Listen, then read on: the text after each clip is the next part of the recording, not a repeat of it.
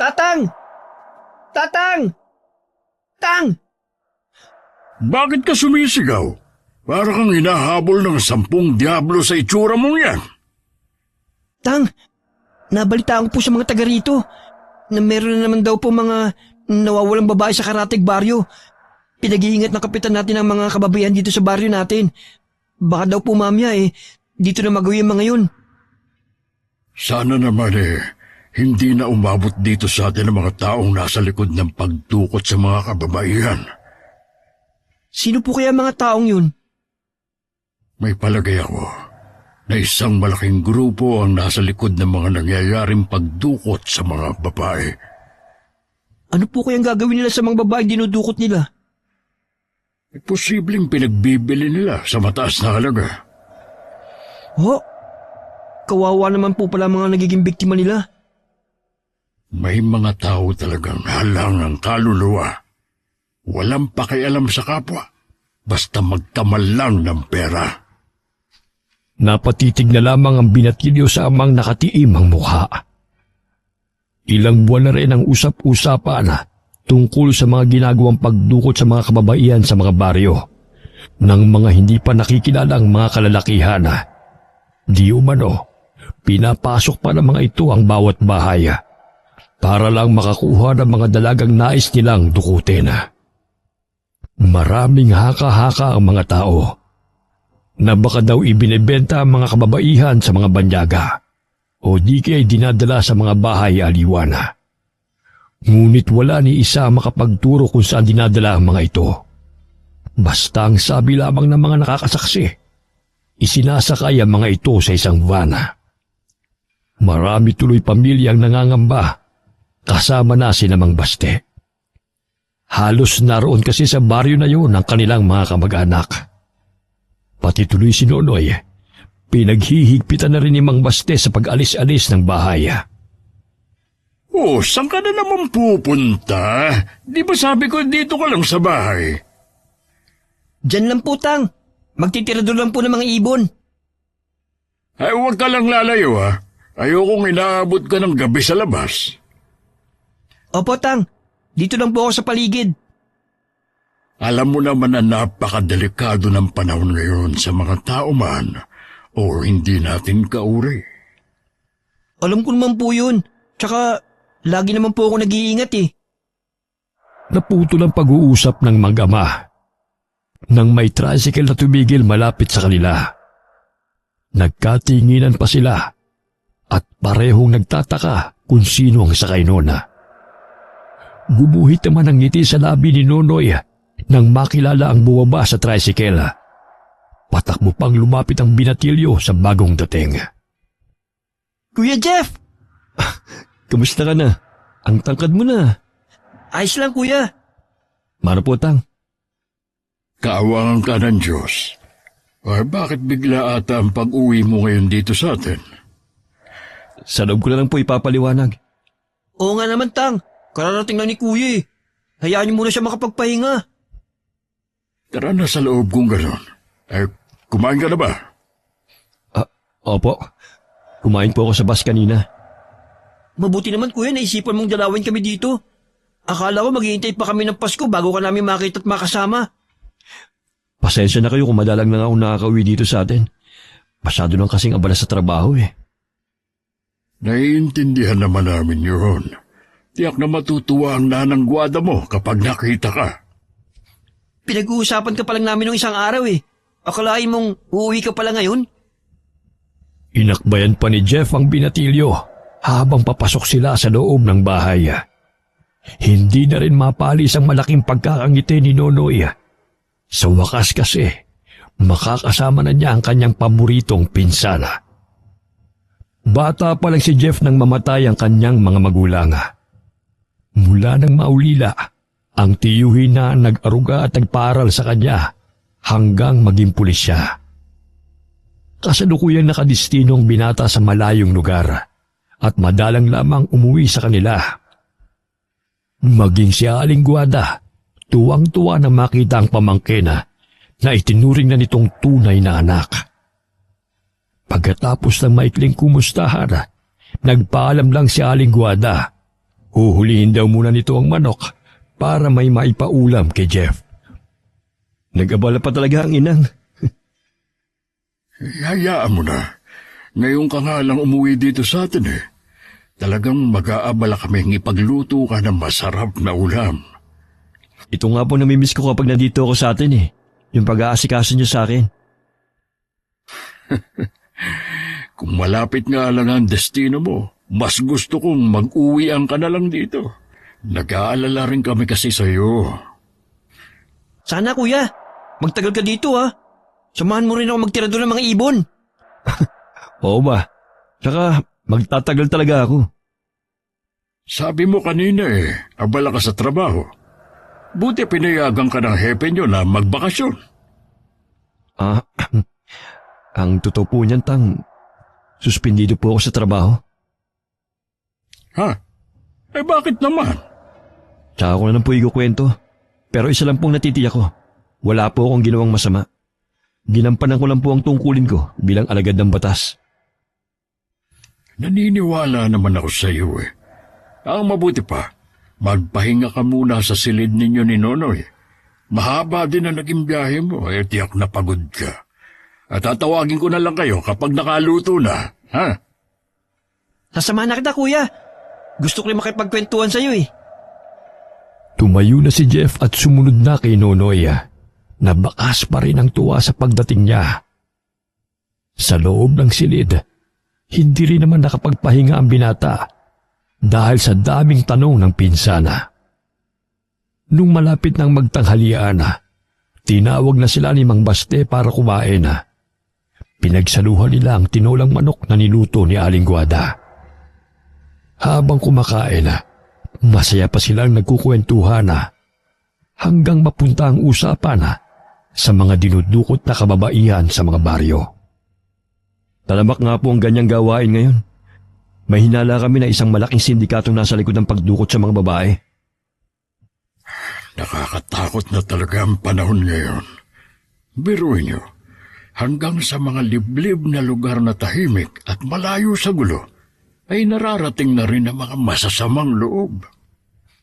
Katunayan nga po niyan, isa po ako sa may hawak ng kaso na yan. Kaya lang po inilis nila ako at sa iba nila pinasa. Siguro maigi na rin ang nangyari. Baka iniiwas ka lang sa malaking kapahamakan. Baka nga po, Tatang. O siya, kumain ka pa. Napansin ko parang malaking nabawas sa timbang mo baka naman napapabayaan mo na ang sarili mo dahil sa trabaho. Hindi po talaga kasi maiiwasan na wala sa tamang oras ang kain ko. Ay, dito ka bumawi habang nasa bakasyon ka. Opo, Tatang. Siya nga pala kuya, bakit hindi mo sinamang nobya mo? Naku, wala pa akong nobya. Kaya wala akong may sasama rito para ipakilala sa inyo. Bakit hanggang ngayon wala ka pa ring nobya? Aba, magandang lalaki ka naman at maganda ang trabaho. Wala pa po kasi akong napupusuan Para kang tatay mo, napakapihikan pagdating sa babae. Kaya naman may edad na nang nakapag-asawa.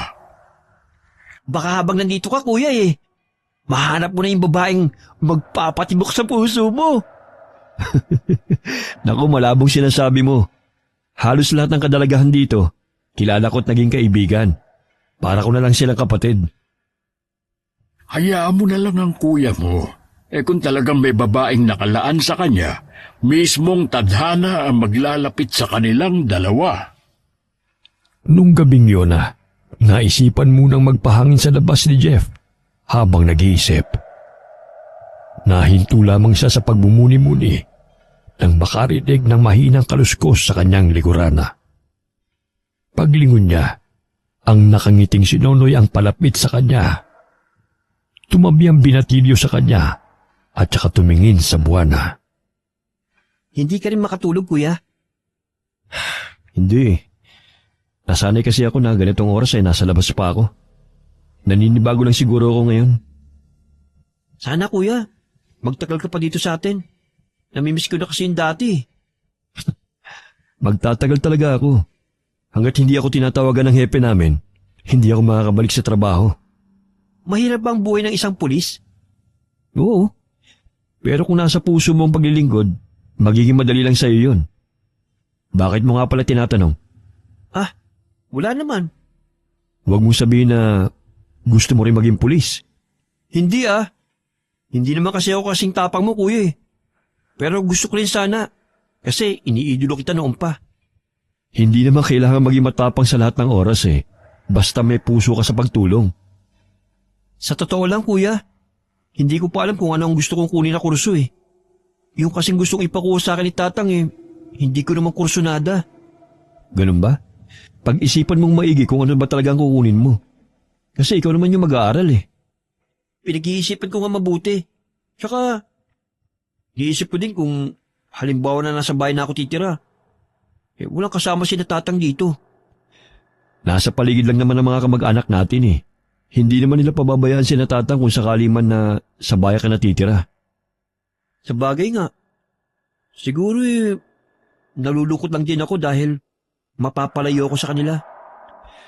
Maliit na sakripisyo na hindi mo sila makakasama para sa magandang kinabukasan mo.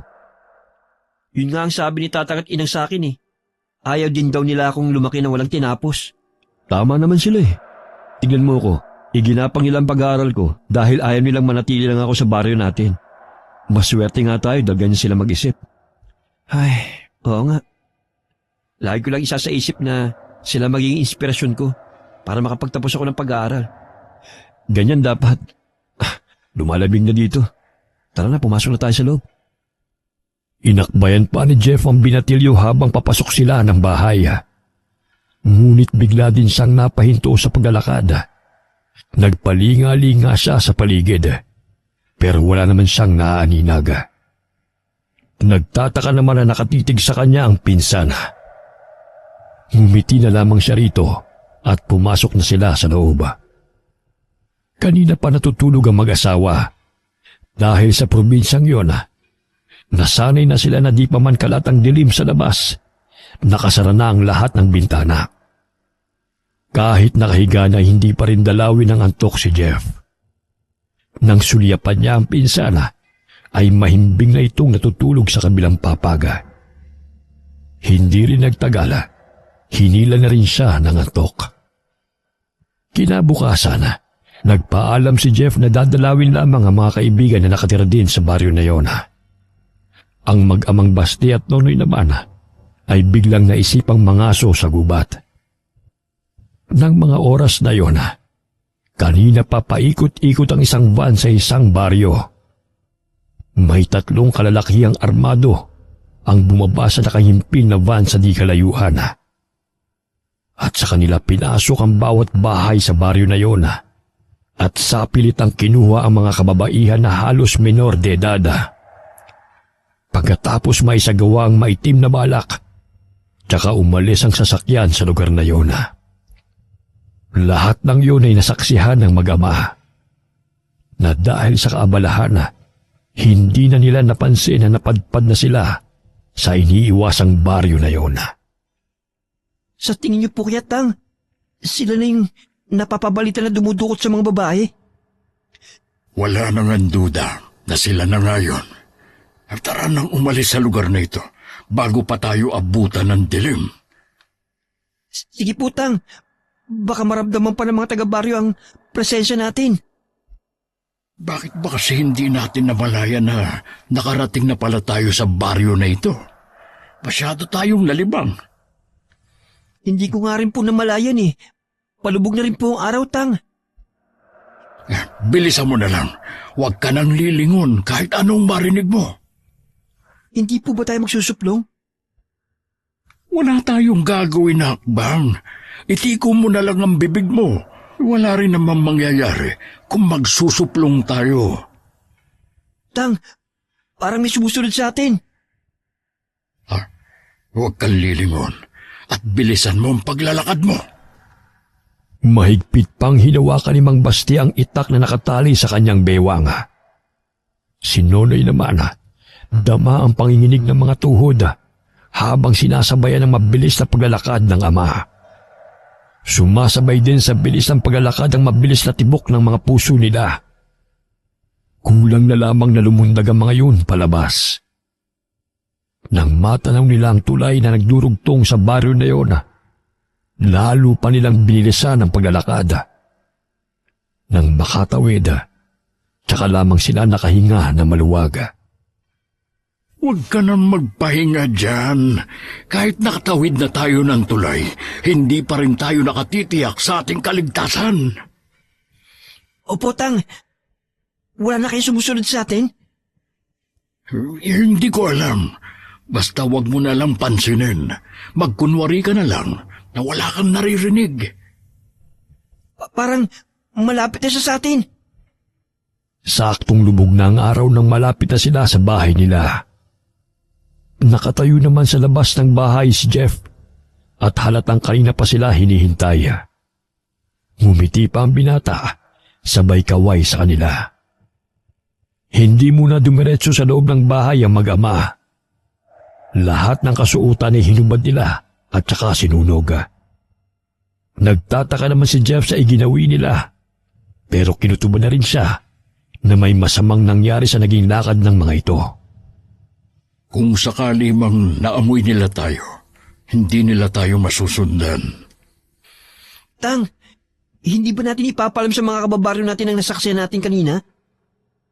Ano po bang nasaksihan nyo? Kasi nakita namin ang isang grupo na dinukot ang mga babae sa isang baryo.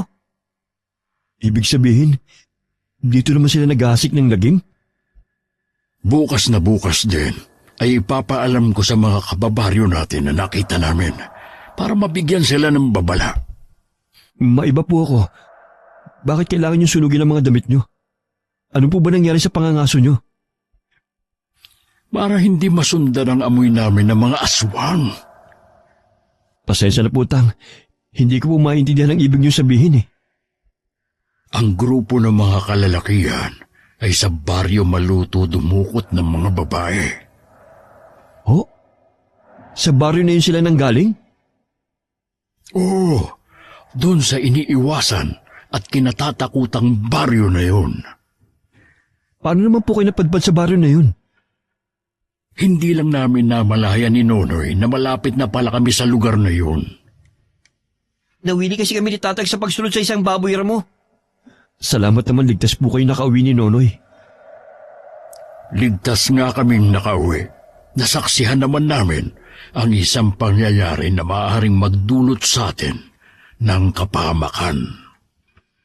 Inabukasan nga, maagang nagtungo si Mang Baste sa bahay ng kapitan ng baryo.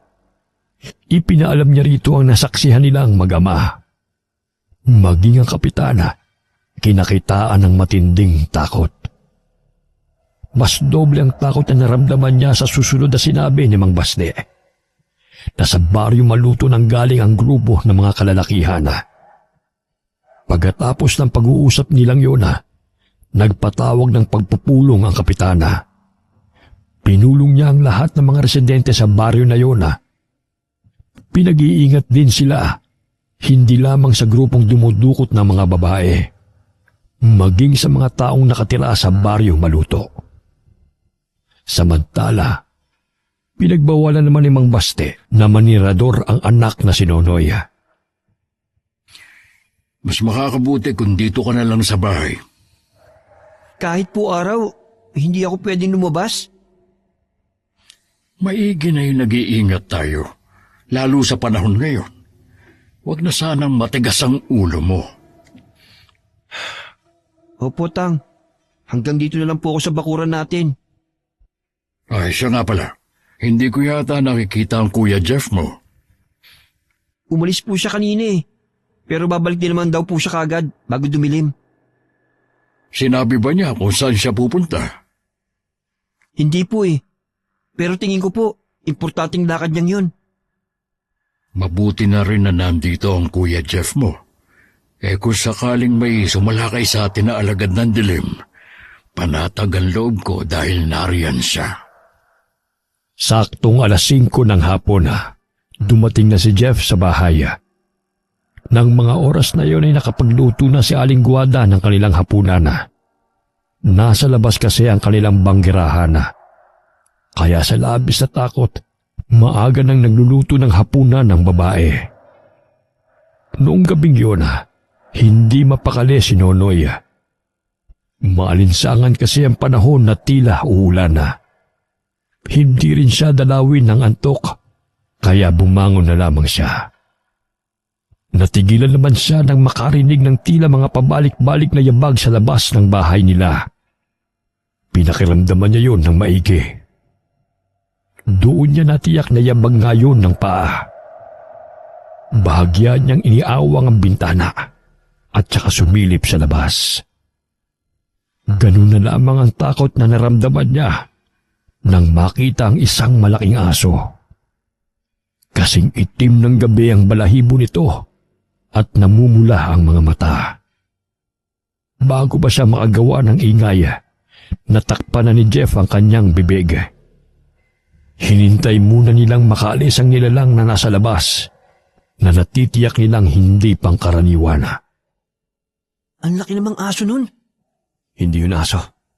Natitiyak kong isa yung aswang. Sabi na nga be. Anong gagawin natin, kuya? Baka naamoy nila kami ng aksidente kami nakapasok sa baryo nila. Huwag ka matakot. Hindi basta-basta makakapasok sa loob ng bahay natin ang aswang na yan. At isa pa, may alam ang tatang sa mga pangontra sa kanila. Tiyak na hindi ako makakatulog nito. Pilitin mo pa rin matulog. Huwag kang mag-alala. Babantayan kita. Salamat, kuya. Mabuti lang nandito ka ngayon. Kahit pa paano nawala ang takot ko. Ngayon lang ba may umaligid na aswang sa bahay niyo? Ngayon lang. Ito nga ang unang beses na nakakita ako ng aswang eh. Dati kasi naririnig ko lang sila. Kailangan natin mag-iingat. Lalo na kayo ni Tatang. Baka nga naamoy kayo at nasundan dito sa bahay. Baka kayo talagang sadya nila. Ilang malaman to ni Tatang. Ipagpabukas mo na lang. Mahiga ka na lang ulit at matulog ka na. Baka nagpapahinga na rin sila. Nahiga na muli si Nonoy sa kanyang higaan. Nagdasal muna siya bago ipinikit ang mga mata. Kinabukasan, isang balita ang gumimbal sa buong baryo. Ang kapitan nila'y natagpuang wala ng buhay sa mismong silong ng bahay nito. Ayon sa nakakita sa kapitana, lasog-lasog ang katawan nito at hindi na halos makilala ang mukha dahil dinurog ang ulo nito. Wakwak din ang tiyan nito at nawawala ang mga laman loob. Hindi kayo nakita natin kagabing may gawa nun kay Kapitan? Yun din ang naiisip ko eh. Baka naghanap na lang siya ng ibang bibiktimahin nang mabigo siyang pasukin ang bahay natin. Ano ba ang pinag-uusapan yung dalawa? Kasi po, Tatang, kagabi may nakita po kaming aswang sa labas ng bahay natin. Ano ka mo? Aswang? Hindi maganda ang kutob ko sa nangyayari. Ngayon lang kasi nangyari na dito sila ng biktima. Kailangan natin masabihin ng mga residente dito na magdoble ingat sila, lalo na sa gabi. Sige, kakausapin ko ang tiyuhin yung kagawad. Babanggitin ko rin sa kanya ang nakita niyo kagabi. Tiyak na tayong punteriya ng aswang ngayon. Nakakalungkot lang na may ibang nadamay.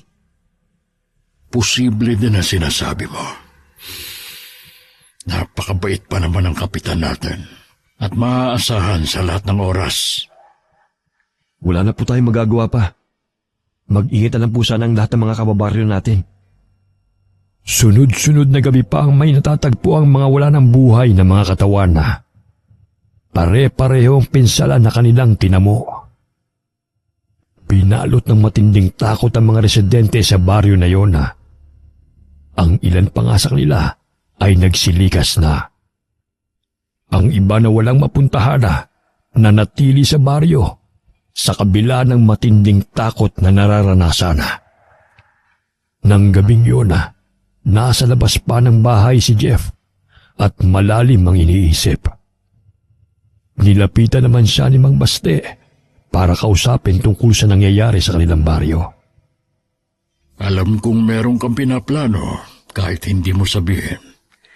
Sa akin lang sana pag-isipan mong mabuti ang hakbang na gagawin mo. Hindi po pwedeng wala akong gawin. Inuubos na po ng mga halimaw na yun ang mga kababaryo natin. Kung ganon, isama mo ako sa balak mong gawin. Hindi rin ako mananahimik na lang sa isang tabi. Kaya ko na po ito. Ayoko pong madamay pa kayo sa gagawin ko. Hindi naman pwede na pabayaan na lang kitang mag-isa. Nangako ako sa mga magulang mo na hindi kita pababayaan. Alam ko naman po na nangako kayo sa kanila. Pero gusto ko po itong gawing mag-isa. Pero sana, sabihin mo sa akin ang mga gagawin mo para makapaghanda rin kami. Opo, Tang. Sasabihin ko naman po talaga sa inyo eh. Mabuti pa, tara na sa loob ng bahay. Kanina ko pa nararamdaman na para bang mayroong nanunood sa atin. Bigla nga rin po nag-iba ang simoy ng hangin sa paligid. Kaakibat na talaga nila ang masangsang na amoy na tila nabubulok na laman. Tama ka dyan. Pero sa dami ng mga pangontra sa loob at labas ng bahay, mahihirapan silang makalapit sa atin. Kaya nga po kahit nasa paligid lang sila eh. Panatag ang loob ko na hindi nila tayo magagalaw. Pinauna na ni Jeff ang tiyuhin sa pagpasok sa loob ng bahay. Nagpalinga-linga muna siya sa paligid. Wala naman siyang kakaibang napansin, pero alam niyang nasa paligid lamang ang aswang at nagmamasid sa kanilang mga galaw. Kinabukasan, maagang gumayak si Jeff. Sa araw na yun niya balak magtungo sa Baryo Maluto. Kahit may nakakapangtakot sa dibdib, pilit niya yung nilabanan. Hinawakan pa niya ang medalyon na binigay sa kanya ng ama noon. Alam niyang ginagabayan pa rin siya ng mga magulang hanggang sa mga sandaling yun. Bago umalis, binasbasan pa siya ni Mang Baste. Mabuti na rin na wala sa mga oras na yun si Nonoy. Maaga kasi nagtungo sa talipapa si Aling Guada at isinama ang pinsan. Kung naroon kasi ang binatilyo, tiyak na magpupumilit yun na sumama sa kanya. Pagdating sa tulay, kung saan nagdurugtong ang dalawang baryo, huminga muna ng malalim si Jeff. Nang marating ang baryo kung saan nakatirik ang mga kabahayan, kapansin-pansin ang katahimikan ng paligid. Pero batid niya na may mga matang nakatingin sa kanya.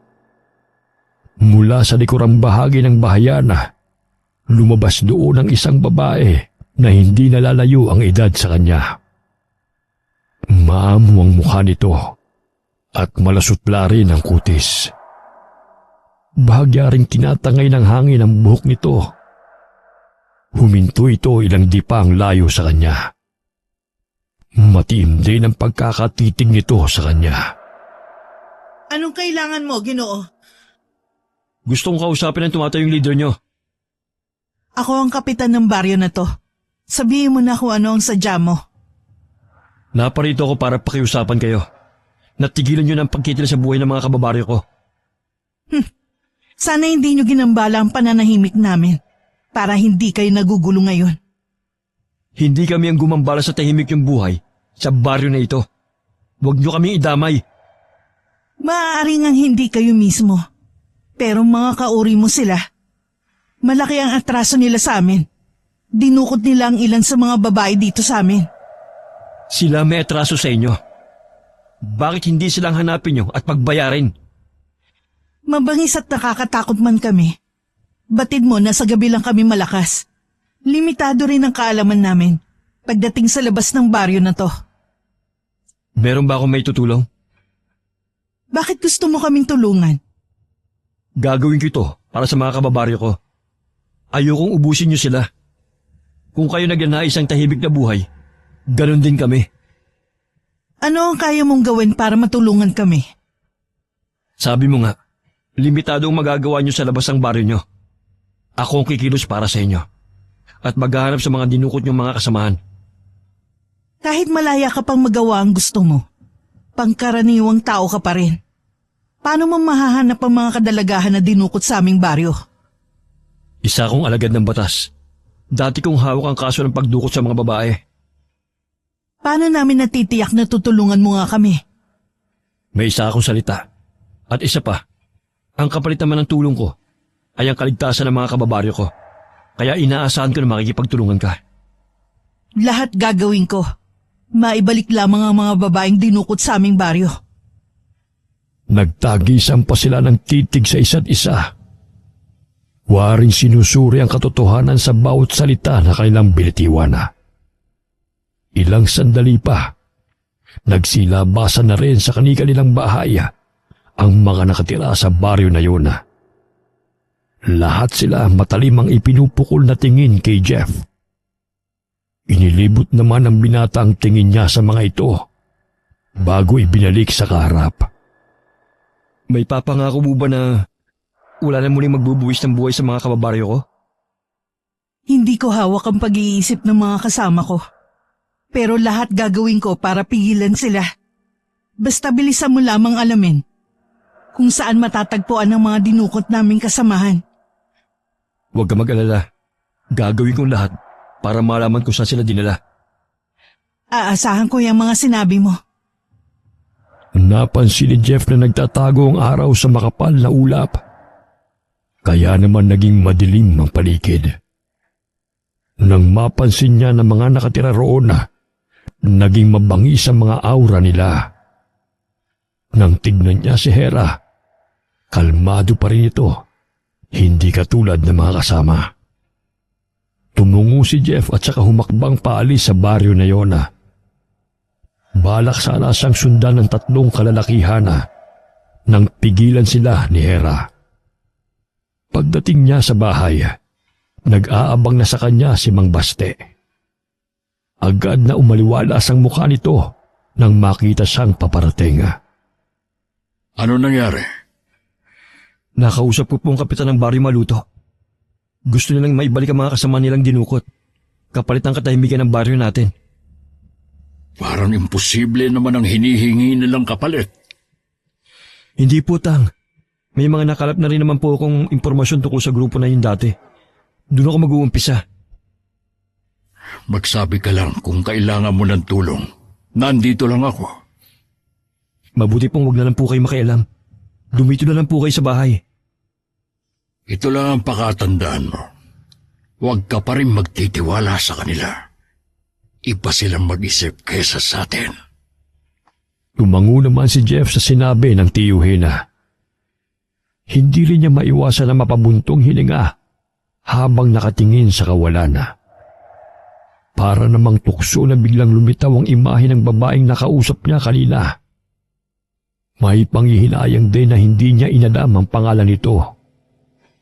Ipinilig na lamang niya ang ulo at saka kinuha ang mga envelope na dala niya nung umuwi siya roon. May mga kasamang litrato yun nakuha ng kasamahan niya na napatay sa enkwentro. Ang kasama niya ang mas porsigido na matunto ng grupong dumudukot sa mga kababaihan para ibenta sa mga parukyano. Dahil okupado siya sa pagtitig sa mga litrato na nasa harapan, hindi na niya namalayan ang paglapit ni Nonoy. Bago pa niya mapigilan ang binatilyo, nahawakan na nito ang isang litrato. Sino mga to, kuya? Sila yung mga nawawalang babae na hinihinala na dinukot at ibinenta sa mga dayuhan para pagkakitaan. Ang babata pa nila, tsaka ang gaganda. Tama ka. At sinira lang ng grupong yun ang kanilang kinabukasan. Kuya, kapag kailangan mo ng tulong, magsabi ka lang sa akin Tutulong ako sa abot ng aking makakaya. Pareho kayo ni Tatang ng sinabi. Pero masyado ka pang bata para sumali sa ganitong operasyon. Ang mabuti pa, tulungan mo na lang ang nanay mo. Hindi na po ako bata musmos. Tsaka, gusto ko talaga makatulong sa'yo O sige, mapilit ka Sasabihan na lang kita. Asahan ko yan Napangiti naman si Nonoy sa sinabing yun ng pinsana. Noon pa talaga ay iniidolo na niya si Jeff. Kaya masaya siya makasama sa mga plano nito. Panandalian din tumahimik ang kanilang baryo. Hindi na muling sumalakay ang aswang sa mga residente roon. Bagamat nababalot pa rin ng takot ang mga tao. Si Jeff naman, Halos hilahin ng mga araw para lang matapos ang kanyang ginagawang pag-iimbestiga. Nang araw na yon, bigo siyang umuwi na walang bagong impormasyon na nakuha tungkol sa grupo na kanyang sinusubaybayan. Anong balita sa lakad mo? Wala pa po, Tatang. Masyadong madulas yung grupo na yun. Lalo pa sila naging maingat ngayon. Dahil alam nilang hinahanap na sila. Hindi rin tayo dapat pakampante sa pananahimik ng mga aswang. Wala akong tiwala sa kanila. Huwag po kayong mag-alala. Ginagawa ko na po ang lahat ng pwede kong gawin. Lumapit na rin po ako sa lahat ng pwede kong lapitan para mapabilis ang paghahanap sa mga kasama nilang dinukot. Salamat, Iyo, sa pagmamalasakit mo sa mga kababaryo natin. Hindi lang po yun ang dahilan ko. Tungkulin ko po yun bilang alagad ng batas. Tsaka, taga rito din po ako sa baryo na ito. Hindi po ako basta tatahimik na lang sa isang tabi. Isa kang bayani para sa amin. Hindi po ako isang bayani. At ayoko rin po maging isang bayani. Malawak na napangiti si Mang Baste. Punong-puno rin ang pagmamalaki ang tingin niya sa binata. Sa likod ng isipan niya, alam niyang ipinagmamalaki rin ng mga magulang nito ang pamangkin. Nagkalambong bigla ang sayang na nararamdaman niya nang maalala ang nangyari sa mga magulang nito. Bakit bigla po kayo nalungkot, Tang? Naalala ko lang ang mga magulang mo. Hanggang ngayon, hindi pa rin natin tukoy kung sino ang may kagagawan sa pagkamatay nila. Isa sila sa dahilan kung bakit pinili ko maging pulis. Matagal ko nang hinahangad na mahuli ang taong pumaslang sa kanila ng inay.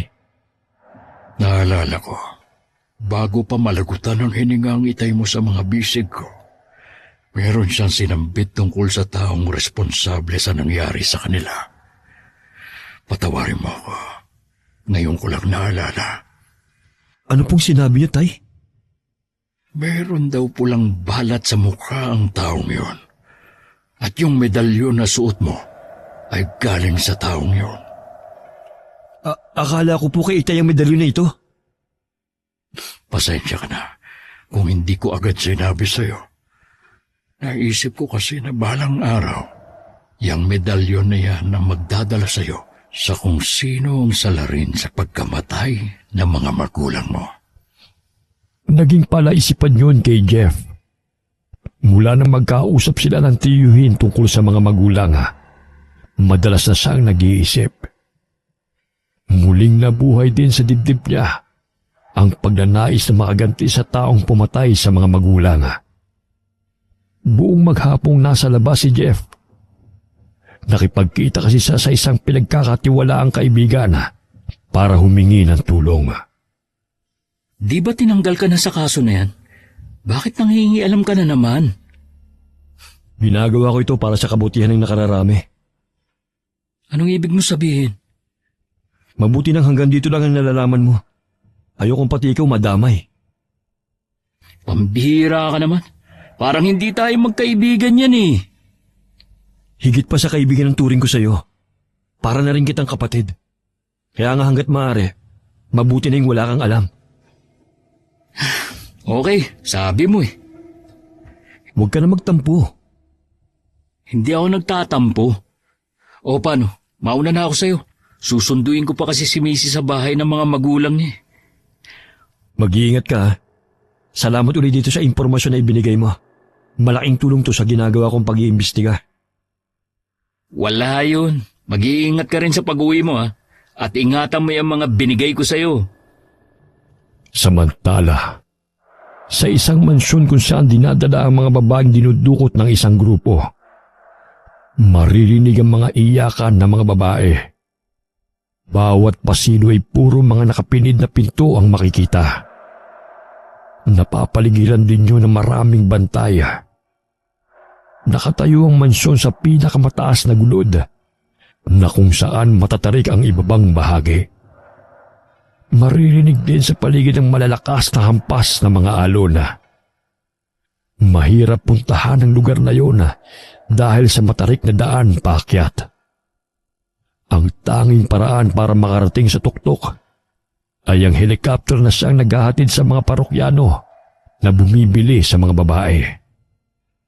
Mula sa malayo, tanaw ni Jeff ang sinasabing mansyon na nakatirik sa mataas na gulod. Ayon sa nakuhang impormasyon, doon dinadala ang mga babaeng dinudukot ng isang grupo. Dahil sa pagmamanmana, hindi niya namalaya na kadat na ang dilim sa paligid. Nang mapagtantong gabi na, nagmamadali na siyang umuwi. Habang daan, hindi niya maiwasan ang kabahan. Kanina pa kasi siya nakakaramdam na may sumusunod sa kanya. Sa biglang paglingon, doon tumambad sa kanya ang isang aso na hindi pangkaraniwan ang laki. Mapupulang mga mata nito at kumislap pa ang dalawang pangil nito nang tamaan ng liwanag ng buwan. Inilabas ni Jeff ang baril na nakasuksok sa kanyang bewang. Pero bago pa siya makapagpaputok, mabilis na siyang nasunggaban ito at nakagat sa braso. Napaigik na lamang siya sa sakit. Nang paputukan niya muli ito, nagawa pa nitong iwasan ang bala ng kanyang baril. Maliksi ang kilos nito at nahihirapan siyang puntiryahin. Nang malapit na muli ito, sa kanya hinugot ng patalim at saka inundaya ng aswang sa leeg. Umangil ito ng malakas, pero nagawa pang tumakbo palayo. Hawak ang braso na may sugat, umuwi siya sa bahay. Nandito na si Kuya Jeff! Ano nangyari sa'yo? Nakainkwentro ako ng isang aswang habang pauwi ako. Ano ka mo? Akala ko ba may kasunduan kayo ng kapitan ng mga aswang? Bakit ka inatake ng kauri niya? Tama po kayo. Hindi sila maaaring pagkatiwalaan. Pero hindi dapat nila ginawa yan sa'yo. Ikaw lang ang tumutulong sa kanila. Mamaya niyo na po siya kausapin, Tang. Gamutin niyo na po si Kuya Jeff. Oo nga. Pasensya na. Si Aling Guada na naglinis ng sugat ni Jeff. Habang kumuha naman ng mga halamang gamot si Mang Baste na ipinantatapal sa sugat ng binata. Malalim ang kagat sa braso ng binata. Bumakat pa sa balat nito ang mga pangil ng aswang na umatake rito. Hindi rin maipinta ang mukha nito dahil sa matinding kirot na dulot ng sugat niya. Inaapoy na rin siya ng lagnat. Naaawa naman si Nonoy habang pinagmamasdan siyang pabiling-biling sa higaan. Huwag ka nang mag-alala. Magiging maayos din ang lagay ng Kuya Jeff mo. Nangingitim po ang paligid ng sugat niya. Hindi po ba delikado yun? Nalinisan na rin natin ang sugat niya at napainom ng halamang gamot. Malakas ang resistensya ng kuya mo. Kaya niyang labanan ang laway ng aswang na kumapit sa kanya. Magpahinga na lang po kayo, Tang. Ako na lang po ang bahala magbantay kay Kuya Jeff. O sige, huwag mong kalilimutan na punasan ng basang bimpo ang kanyang noo. Opo, Tang. Tatawagin ko na lang po kayo kapag lumala ang lagay ni Kuya. Nang lumabas na si Mang Baste, naupo naman sa tabi ni Jeff ang binatilyo. Pilit din niyang nilalabanan ng antok para tumagal sa pagbabantay sa pinsana. Nung hating gabi na, nakarinig si Nonoy ng mga kaluskos sa labas ng bahay. Pagsilip niya sa maliit na butas sa dingding ng bahay, nakita niya ang 3 malalaking aso. Pawang namumula ang mga mata ng mga ito at paikot-ikot sa paligid ng kanilang bahay. Natitiyak niyang naaamoy ng mga ito ang pinsana, kaya naroon ang mga ito ngayon. Papasikat na ang araw nang umalis ang mga ito sa labas ng kanilang bahay. Kinabukasan, bumuti na ang lagay ni Jeff. Pero hindi pa rin ito nagigising. Hinayaan na lang muna ni Nonoy na matulog ito.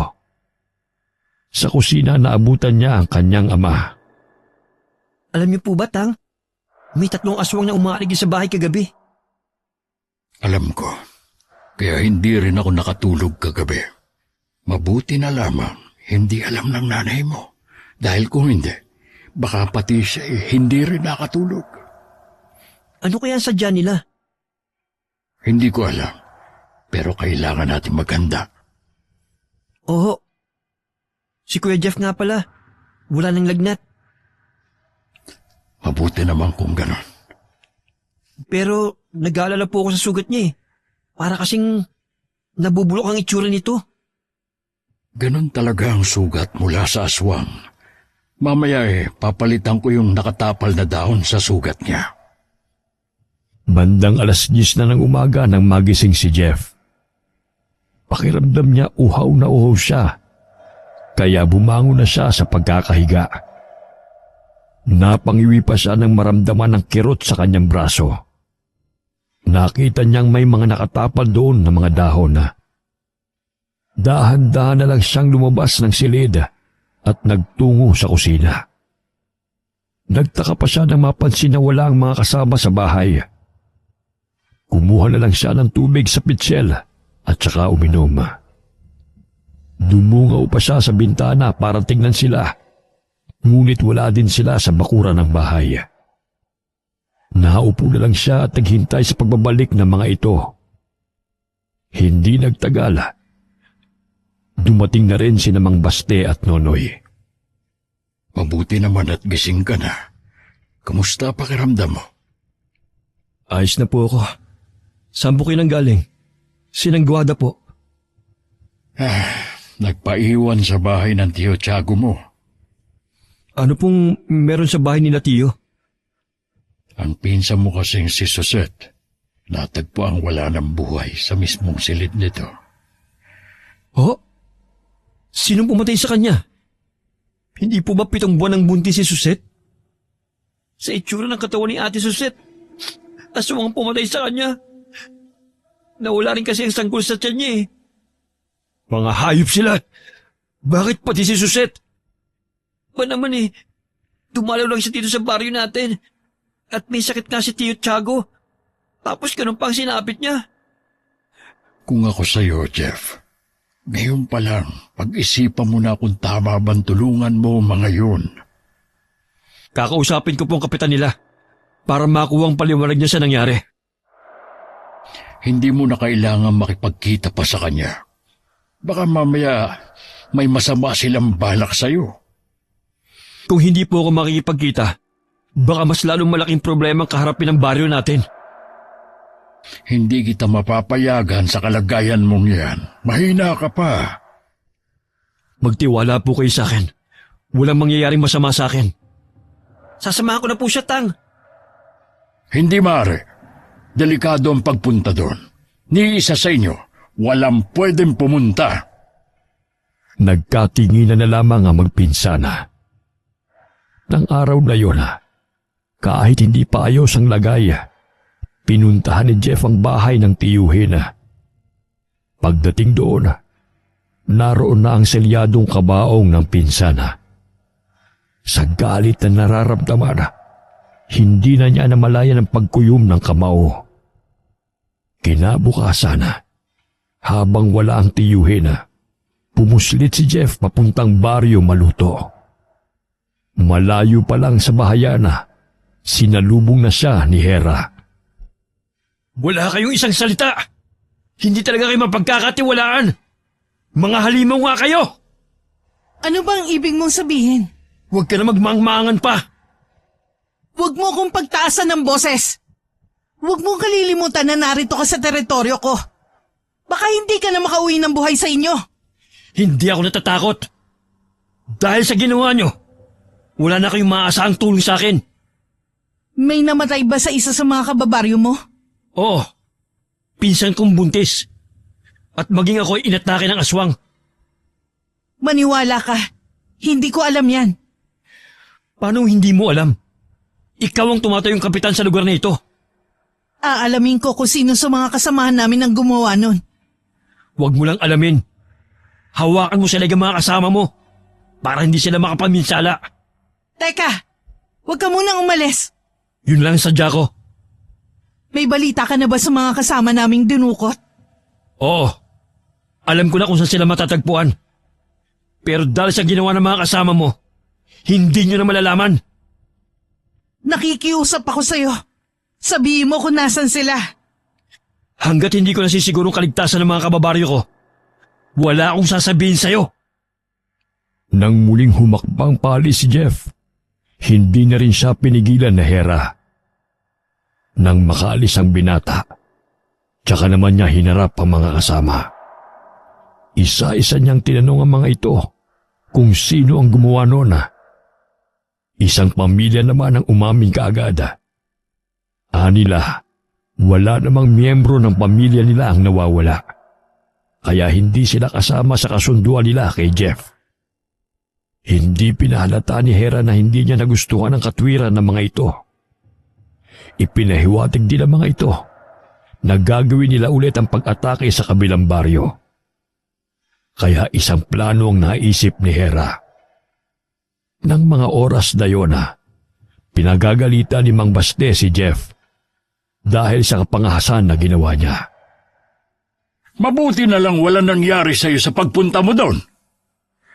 Pasensya na po, Tatang, kung hindi ko na sinabi sa inyo. Alam ko naman po kasing hindi niyo ko papayagan eh. Dahil delikado lalo't sa kalagayan mo, hindi ka pa nga tuluyang magaling eh. Wala pong alam ang kapitan nila sa ginawa ng iba nilang kasama sa pag-atake dito sa baryo natin. Naniwala ka naman. Mga halimaw ang mga yun. Hindi dapat pagkatiwalaan. Maghanda na lang po tayo. Siguradong babalik ang mga imami ang gabi. Nakahanda na ang mga kababaryo natin. Kahit napabalot sila ng takot, handa na silang harapin ang mga aswang na aatake sa baryo natin. Tutulong din po ako. Dumito ka na lang sa bahay. Hindi mo pa kakayanin ang lumaban. Hindi rin po ako matatahimik kung sakaling magkukulong lang ako dito sa bahay. O sige, pero dapat dito ka lang lagi sa tabi ko. Napilitan na lamang na sumang-ayon sa kanya si Mang Baste. Naisip niya na baka may gawin na naman ang binata kapag hindi niya pinayagan. Ang bawat bahay ay pinalibutan ng mga pangontra. Mahigpit din pinagbilinan ng mga residente na pagsapit ng 6 ay kailangang wala nang lalabas ng kani-kanilang tahanan. Nung bandang hapon na, isang panauhin ang bigla na lamang sumulpot sa kanilang bahay. Hindi na naitago pa ni Jeff ang pagkabigla at pag-aalala para dito. Mukhang hindi ka natutuwa na dinalaw kita dito Hindi naman sa ganun. Kaya lang wrong timing kasi pagpunta mo rito eh. Bakit? May ginagawa ka bang mahalagang bagay? Wala naman, kaya lang malapit ng gumabi. Yun ba? Ayos lang kahit gabihin ako. Dala ko naman yung motor ko eh. Hindi mo ko naiintindihan eh. Delikado kung aabuti ka ng gabi sa baryo namin. Ano ba kasi meron dito sa baryo nyo? Bakit delikado? Ang mabuti pa, pumasok ka na muna sa loob ng bahay. Alam mo, habang papunta ako dito sa baryo nyo, para palang paraiso tong sa inyo. Kahit saan ako tumingin puro luntian na nakikita ko. Mukha lang paraiso ang lugar namin, pero may malagim na lihim. Lalo ako naguguluhan sa iyo Pwede pakipaliwanag nga. Ram, hindi ka dapat nagpunta pa rito sa amin. May umaatake kasi mga aswang sa baryo namin. Marami na silang na biktima. Ha? Aswang? Totoo ba talaga ang mga nilalang na yun? Oo, hanggang ngayon nabubuhay pa rin sila. Naku, dapat pala umalis na ako ngayon bago ako abutan ng gabi sa daan. Hindi na kita papayagang umalis pa. Baka may masama pang mangyari sa'yo kapag pinayagan kita. Dito ka na lang magpalipas ng gabi. Baka kayanin ko pa makalabas. Mabilis naman ang motor ko Tsaka, hihintayin ako ng misis ko. Dito ka na lang magpalipas ng gabi. Kahit ngayon lang. Ilang minuto na lang kasi palubog ng araw. Pasensya ka na, Jeff Hindi ko kasi alam. Wala ka naman kasing nababanggit sa akin Hindi ako sigurado kung maniniwala ka sa mga sasabihin ko sa'yo. Tsaka, nito na lang naman sila umatake sa baryo namin eh. Dati naman, tahimik lang sila namumuhay sa baryo nila. Ano ba kasi nangyari? Bakit umaatake sila ngayon? Tsaka ko na lang ikukwento sa'yo. Kailangan mo talagang ikwento lahat para hindi na ako magugulat sa susunod na pupunta ako dito. Sabay pa silang napatingin sa labas ng bintana. Palubog na nga ang araw ng mga sandaling yon na hindi maikakaila kay Rama ang takot na nararamdaman ng mga sandaling yon na. Kaya lang naman siya nagtungo roon para makita ang kaibigan at malaman ang tinitirhan nito. Noon pa kasi, nagtataka siya kung bakit tila iwas itong magpapunta ng kaibigan sa baryo nito. Ngayon alam niya na ang dahilan nito.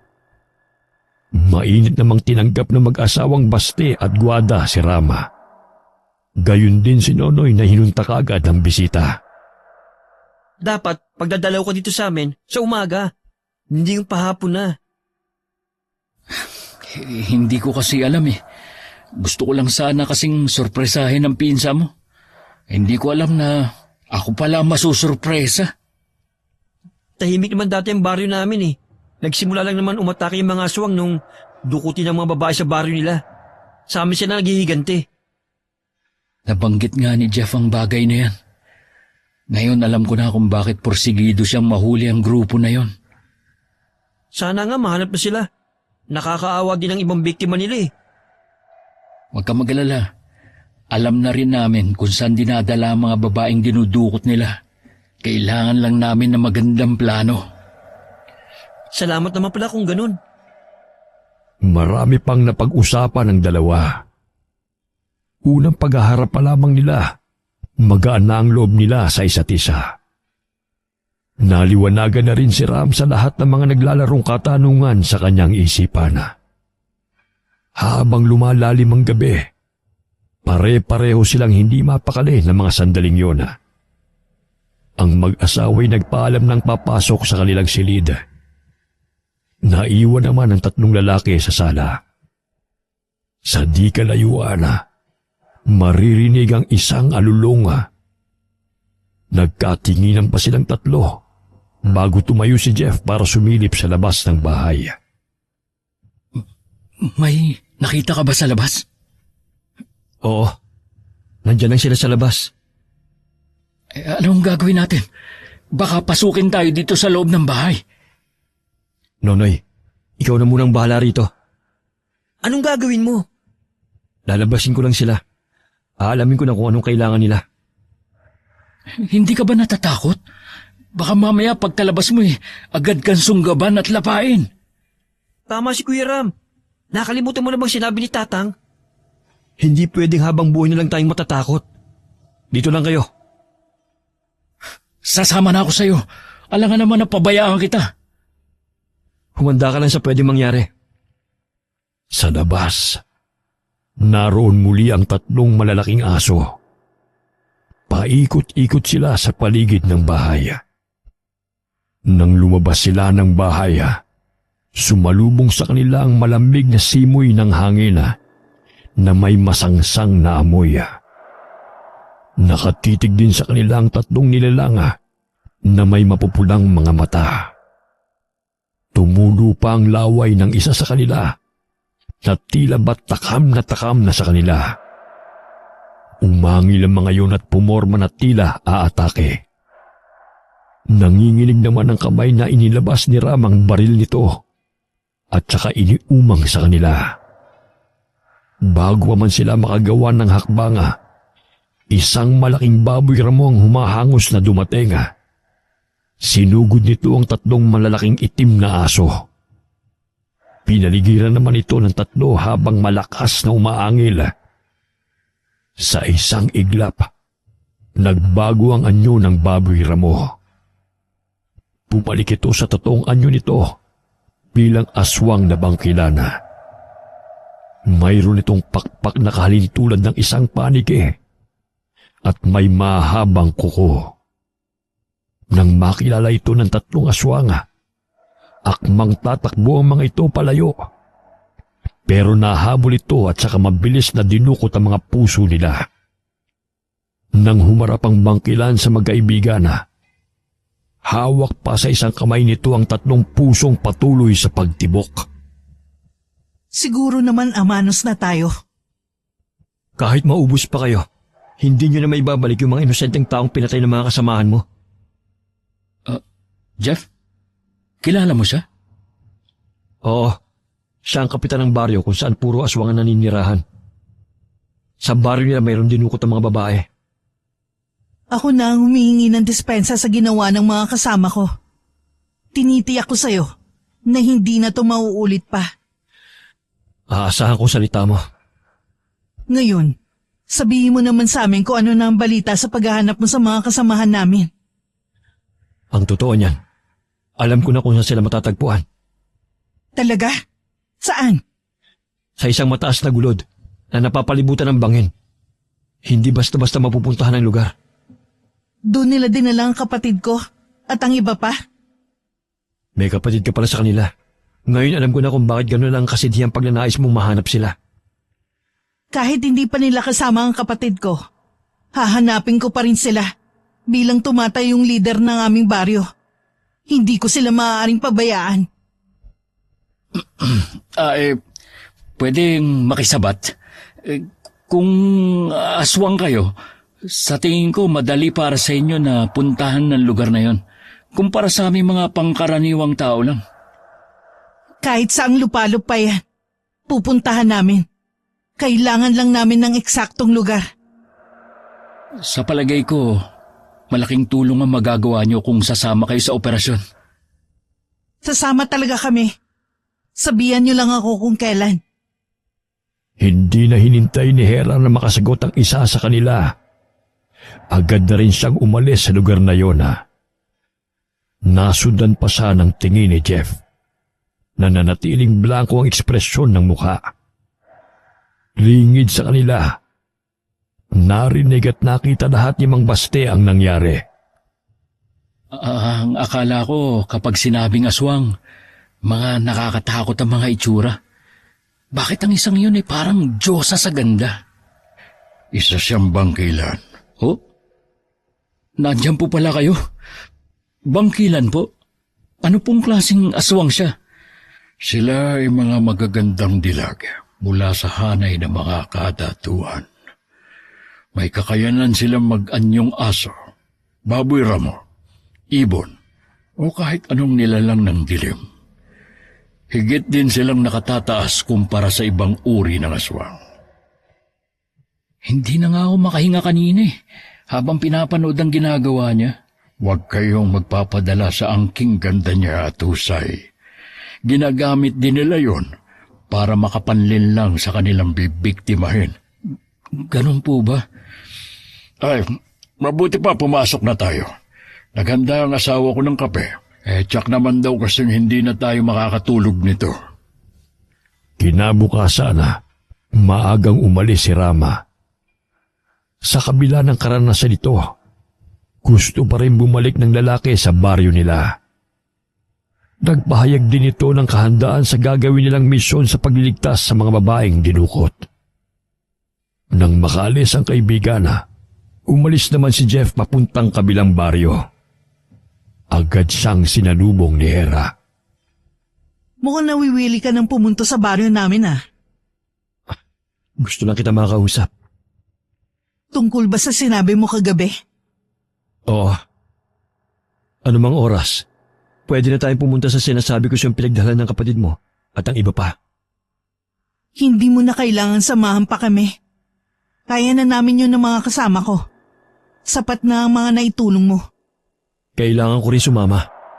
Dahil nakaatang sa akin ang paghuli sa taong nasa likod ng pagdukot sa mga babae. Kung ganon, bahala ka. Siya nga pala. Tinitiyak ko sa'yo na magiging madugo ang pagpunta natin doon. Napatango na lamang si Jeff. Hindi niya kasi alam kung anong sasabihin. Ilang sandali pa, nagpaalam na rin siyang aalis. Habang naglalakad palayo, ramdam pa ng binata ang nakasunod na tingin ng babae. Pagdating sa bahay, kinuha niya ang barel na nakatago. Pinakatitigan niya yun. Napasukan sa ganong ayos ni Nonoy. Kuya, nakita ko galing ka sa baryo ng mga aswang. Anong ginawa mo ron? Kinausap ko lang yung kapitan nila. Alam mo, hindi ko akalain na meron pa ng ganong kagandang aswang. Huwag kang magpapalin lang sa ganda niya. Aswang pa rin siya at kumakain ng tao. Hindi ko naman yun nakakalimutan. Hindi ko lang maiwasan na humanga. May lakad ka ba ngayon? Wala naman. Ba't mo tinanong? Kasi mula nung dumating ka rito, ngayon mo lang nilabas yung baril mo eh. Kaya naisip ko baka may pupuntahan ka. Meron nga pero hindi pa ngayon. Naisip ko bigla na parang mahirap nga ang trabaho mo, kuya.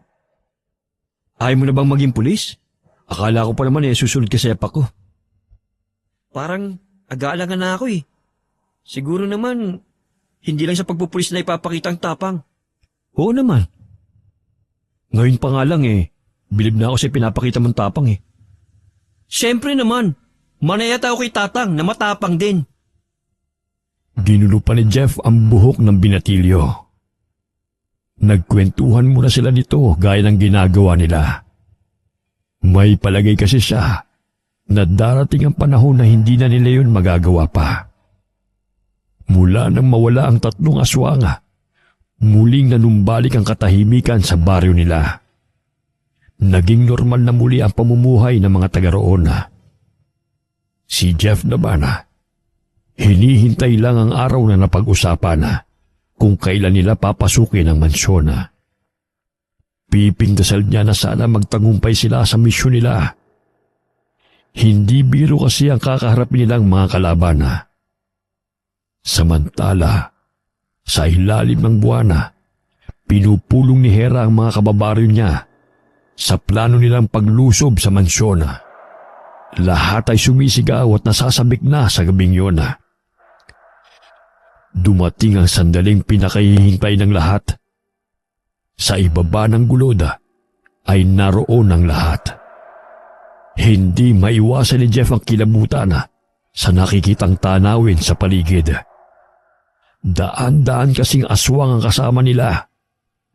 Nasa iba't ibang kaanyuan ng mga ito. Handa ka na ba? Oo naman. Isa lang sana ang pakiusap ko. Huwag niyong idamay ang iba pang bihag ng grupo. Huwag kang mag-alala. Alam na ng mga kasama ko ang gagawin nila. Sa mga bantay pa lang, tsak na mabubusog na sila. Hindi na nila kailangan pang idamay ang iba pang bihag. Salamat naman kung ganun. Hindi ba sasama ang kaibigan mo sa atin? Hindi na. Dito na lang siya maghihintay. Pagkatapos kaya na misyon natin ito, magkikita pa kaya tayo? Bakit mo naman naitanong? Wala naman. Basta ko na lang naisip na itanong. Sa gitna ng kanilang pag-uusap, isang wakwak ang lumapit sa kanila. Nakatingin yun kay Jeff. Bahagya pang napatras ang binata sa biglang pagsulpot nito sa kanilang harapan. May katangian ito na katulad ng isang ibon. Bago pa maisip ni Jeff kung ano ang binabalak nito, mabilis na nitong dinagit ang kanyang balikat at saka inilipad pataas. Napasigaw na lamang siya sa gulat. Pagtungo ni Jeff sa ibaba, mabilis na umaakyat ang mga aswang na para bang baliwala lang sa mga ito ang matatalas na nakausling mga bato. Ang iba naman ay mga lumilipad sa himpapawid.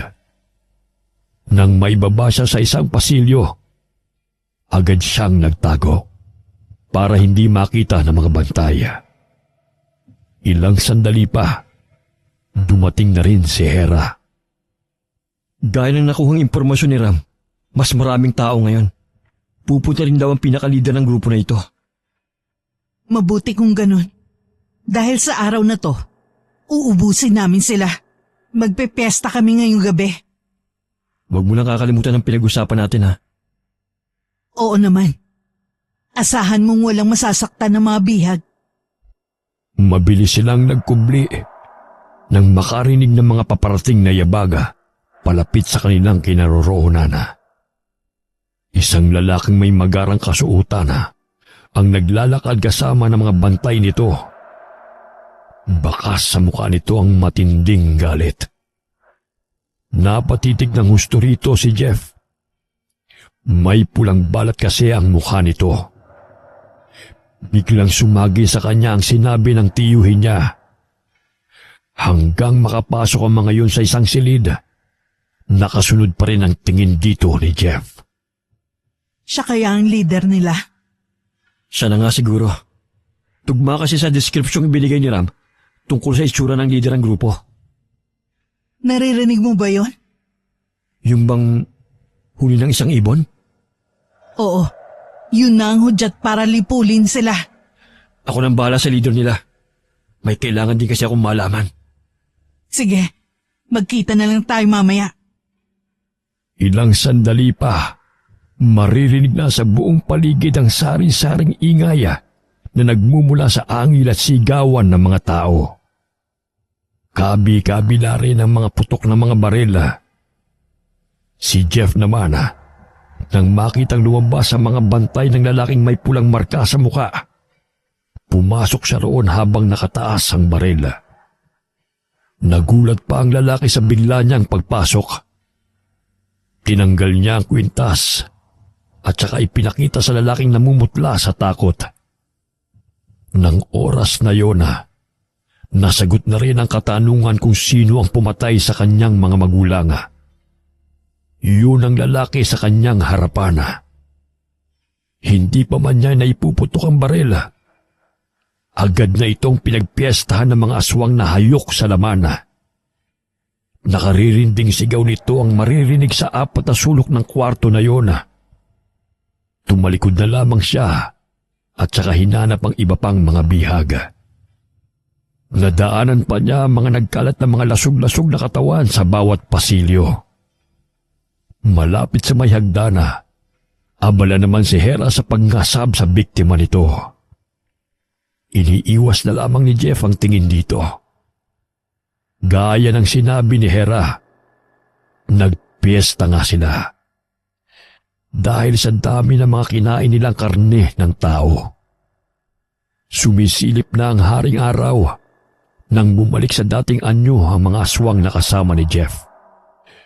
Nailigtas na rin nila ang mga bihag na babae. Napasulyap si Jeff sa papalapit na si Hera at sa babaeng kasama nito na may bahid pa ng dugo sa paligid ng bibig. Siya ba ang kapatid mo? Oo, gusto naming magpasalamat sa'yo. Kung hindi dahil sa'yo, hindi ko makakasama ulit ang kapatid ko. Kagabi tuluyan na siyang naging aswang. Meron lang akong katanungan. Paano hindi nila nagawang tumakas kung mga aswang sila? Hindi pa sila ganap na aswang nang dukutin sila ng mga lalaking yun. Wala rin ako at ang iba pang matatandang mga aswang sa baryo namin noon. Kaya madali silang nakuha. Malinaw na sa akin ang lahat. Kailangan na nating umalis. Salamat muli sa tulong nyo. Wala yon. Ginawa lang namin ang mga tungkulin namin. Nang makaalis ang grupo ni Hera, pinasakay na rin ni Jeff ang nasa 20 babae na pawang mga minor de edad. Tulala pa ang mga ito at nanginginig pa sa takot. Nang magsalita si Jeff, ni isa sa kanila ay walang nagsalita. Matinding trauma ang pinagdaanan nila. Tama ka. Hindi lang sa kamay ng mga dumukot sa kanila, pati sa nasaksihan nila kagabi. Ano ba nangyari? Talaga bang naubos ang mga kalaban? Pinagpiestahan nilang lahat. Walang natira sa kanila. Sana naman wala na akong makainkwentro ng mga aswang sa susunod. Sa wakas matatahimik na rin sila sa baryo nila. Sana wala namang gulo sa kanila. Pati kasi baryo naming nananahimik, nadadamay sa galit nila. Paano natin ipapaliwanag ang nangyari sa mansyon na yan? Ihatid na natin ang mga babaeng doon sa kanilang bahay. Pagkatapos, umuwi na tayo parang walang nangyari. Ha? Sigurado ka? Wala rin namang maniniwala sa atin kung sakaling sabihin natin sa kanila na mga aswang ang may gawa sa nangyari sa mansyon. Baka mapagkamalan lang tayo mga baliw. Sa bagay nga, tara na ngang ihatid ang mga to. Pagkatapos maihatid ang huling dalawang babae na magkababaryo pala, umuwi na rin ang dalawa. Gaya ng napag-usapan na nanatiling tikom ang kanilang mga bibig. Pagka-uwi ni Jeff sa bahay, masaya siyang sinalubong ng mag-anak na itinuring niya ng pangalawang pamilya. Nabigyan ko na rin po ng hustisya ang pagkamatay ng mga magulang ko. Ibig mo sabihin, dun mo rin natagpuan ang taong pumatay sa mga magulang mo? Nalaman mo rin ba kung anong dahilan kung bakit sila pinatay? Mababaw na dahilan po. Dating kasapi ng grupo nilang Itay. Pero mula nang makilala ng Itay ang inay, tumiwalag na siya. Yun ang dahilan kung bakit ilang taon din siyang tinugis. Nakakalungkot ang nangyari sa mga magulang mo. Nais lamang ng Itay mo na magbagong buhay kasama kayo. Noon pa, naghihinala na ako sa klase ng trabaho ng Itay mo. Pero hanggang sa huli, inilihim niya yon. Nagpapasalamat na rin po ako na natuldukan na ang paghanap ko ng hustisya. Natitiyak ko na matatahimik na rin sila. O di babalik ka na ba uli sa trabaho mo? Hindi ko po alam. Para kasing nagugustuhan ko na rito sa baryo natin eh. Ganitong buhay ang hinahanap-hanap ko. Sana ang pagtira dito ang nagugustuhan mo. Hindi ang pagkakagusto sa hindi natin kauri. Hindi ko po kayo maintindihan. Kilala kita mula pagkabata. Ayoko lang na masaktan ka sa bandang huli. Kaya ngayon pa lang, supilin mo na ang nararamdaman mo. Napatitig na lamang ang binata kay Mang Baste. Para kasing mayroong ipinapahiwatig ang tiyuhin sa kanya. Nang mga sumunod na araw, naging laman ng balita ang nangyari sa mansyon. Ni isa wala makapagpaliwanag sa totoong nangyari doon. Kalaunan na, nakalimutan na rin ng mga tao ang pangyayaring yun. Wala na rin napapabalita na pagdukot sa mga babae sa iba't ibang lugar. Nagdesisyon na rin si Jeff na hindi na bumalik sa pagiging alagad ng batas at nanatili na lamang sa kanilang baryo. Hindi nagtagal, tinanggap na rin niya ang kapalaran niya na maging aswanga. Lalo't nalaman niyang may katugo naman pala ang kanyang nararamdaman. Sigurado ka na ba, Kuya Jeff, na gusto mong maging aswang para sa babaeng yun? Oo, Nonoy. Buo ng desisyon ko sa gagawin ko. Isa kang hangal, Jeff. Naging baliw ka dahil sa pag-ibig. Patawarin mo ko, Tang. Pinilit kong labanan ang nararamdaman ko. Pero mas nanaig pa rin ang pagmamahal ko kay Hera. Pero bakit sa babae pang yun ka umibig? Marami naman dyan na masigit na maganda at kauri pa natin. Hindi po natuturuan ng puso kung sinong iibigin ito. Hindi nga natuturuan pero kaya mong pigilan.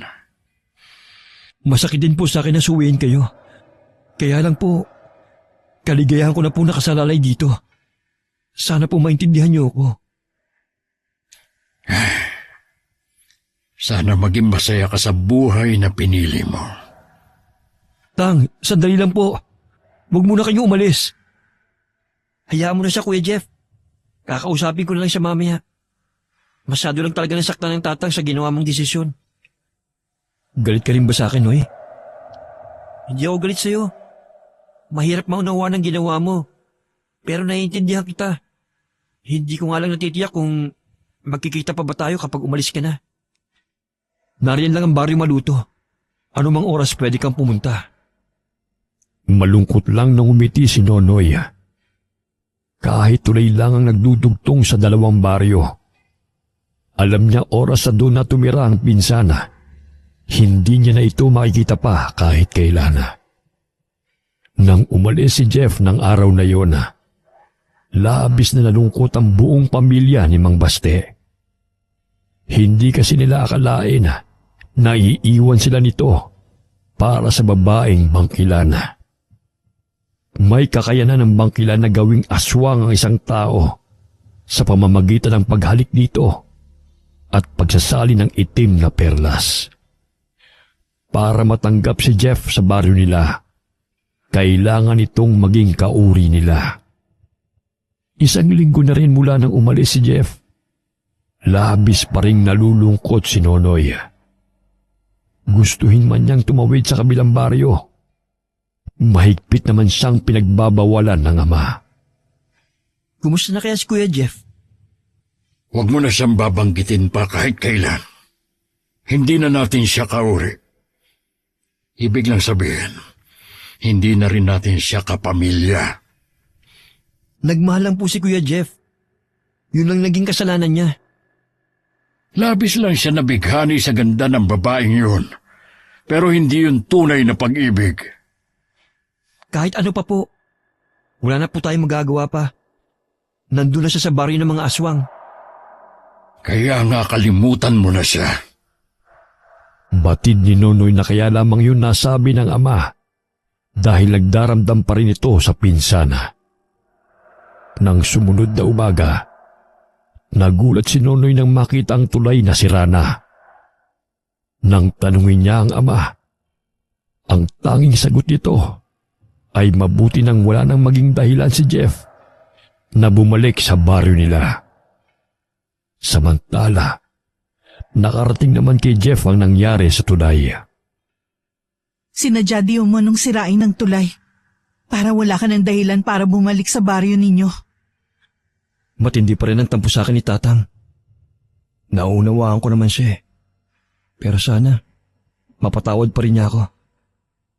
Balang araw matatanggap din nila ang naging desisyon mo. Sana nga. Yun lang nagpapabigat sa kalooban ko. Tuwing naiisip ko na may hinanakit sila sa akin, hindi ako lubusan nagiging masaya. Sabihin mo nga, hindi ka ba nagsisisi na ako ang pinili mo? Hindi. Dahil mahal kita at handa akong talikuran ng lahat para sa'yo. Kung nagkapalit tayo ng sitwasyon, ganun din ang gagawin ko. Handa kong talikuran ng lahat para sa'yo. Ang mabuti pa, pag-usapan lang natin yung nalalapit ating pag-iisang dibdib.